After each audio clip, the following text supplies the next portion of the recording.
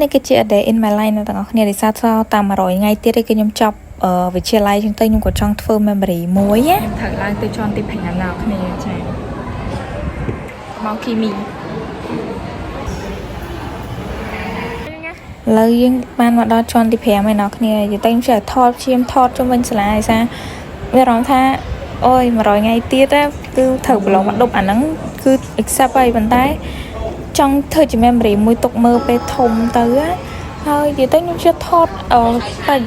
បរិស្ថានទេសភាពជុំវិញសាលាខ្ញុំមែនតែនហើយខ្ញុំរៀនមកគីមីហ្នឹងចាមានការចូលដល់គីមីសរីរាង្គហើយទឹកទៅចូលណាគ្នាគឺលោកគ្រូគាត់ឲ្យនិយាយពីបបត់អីហ្នឹងឈ្មោះការហៅឈ្មោះវាហើយចូលមកដល់ម៉ោងកណិតអ្នកទាំងអស់គ្នា2ម៉ោងចុងក្រោយរៀងបែកវ៉ដែរចាម៉ោងកណិតម្ដងគឺចង់នេះហ្មង deep function ដំបូងខ្ញុំគិតថាស្រួលណាប៉ុន្តែយូរទៅវាវាក់ទៅ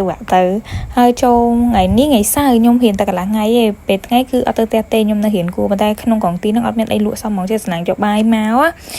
ហើយបាយផ្ទះនៅតែឆ្ងាញ់ជំរឿនដល់ល្អបំផុតឆ្ងាញ់ពេកលើកដៃមួយចាម៉ាក់អ្នកធ្វើតបពីញ៉ាំហើយក៏អង្គុយរៀនមួយផ្លែតបន្ទាប់ពីខ្ញុំអង្គុយរៀនហើយខ្ញុំមានការទៅទូតពងអ្នកគ្នាសួរព័ត៌មានមួយពួកម៉ាក់ខ្ញុំចាជីឡើងវែងជីចុះសុកជួបហាងបងពេជ្រវិស័យអូយ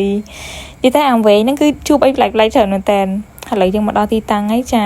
អ្នកគ្នាដូចជាជីពីរជុំមកទាំងតាចាប់អារម្មណ៍ឃើញនេះហាងគេទៅបន្ទប់គេឡើងទូចហ្មងប៉ុន្តែផ្លូវឡើងគេឡើងខ្ជូតខ្ញុំជួយចិត្តចដៅបែបហ្នឹងប៉ុន្តែវាលហលហាវពេកអ្នកគ្នាអាហ្នឹងពេលដែលខ្ញុំទៅដូចជាសួរព័ត៌មាននឹងអាហារូបករណ៍អ្នកគ្នាហើយបន្ទាប់ពីចេញពីហ្នឹងក៏ចូលខួយខ្ញុំអត់បានទិញទេប៉ុន្តែពួកម៉ាក់ខ្ញុំគាត់អ្នកទិញអញ្ចឹងណាហើយដល់ពេលគួរចាំមុនគួរមានការក្លុកទៀតទៅរំលេងតិចតួចអញ្ចឹងណាចាតែលេងសើចអ្នកគ្នាអរគ្នាកុំប្រកាន់ណាហើយខ្ញុំធ្វើនេះគ្រាន់តែជា memory មួយចង់ទុកការចង់សាងឃើញ TikTok ឃើញវីដេអូបងមួយដែលគាត់ផុសថាគួរតែធ្វើ vlog មួយពួកម៉ាក់ខ្ញុំក៏មែនតាខ្ញុំគាត់ថាខ្ញុំគួរតែធ្វើមែនធ្វើក្នុង TikTok ប៉ុន្តែវាខ្លីអញ្ចឹងតែខ្ញុំចង់ធ្វើវែងក្នុង YouTube ទុកជា memory ទោះបីវាអត់មាន view ក៏ដោយខ្ញុំអត់ខ្វល់ប៉ុន្តែខ្ញុំចង់ធ្វើជា memory ចំពោះខ្ញុំក្នុងពេលដែលយើងសល់តែ100ថ្ងៃទៀតយើងចប់វិទ្យាល័យយើងត្រូវតែប្រើពេលវេលាហ្នឹងឲ្យបានល្អហើយកុំភ្លេចខំប្រឹងរៀនបាយ